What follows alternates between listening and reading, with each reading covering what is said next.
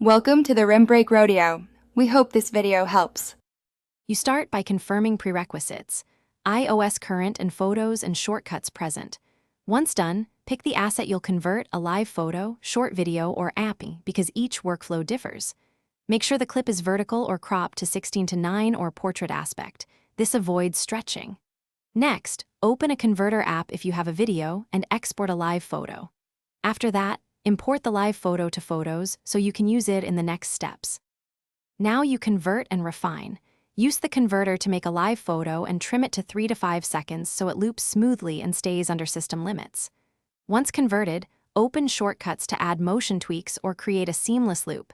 This preserves resolution and live photo metadata. Then edit the live photo in Photos, crop to portrait, adjust exposure, and pick the best key photo frame. Make sure the live photo badge appears. Without it, iOS won't animate the wallpaper. Finish by applying the live photo. Open Photos, tap Share, choose Use as Wallpaper, enable Live Photo, position and tap Set Lock Screen.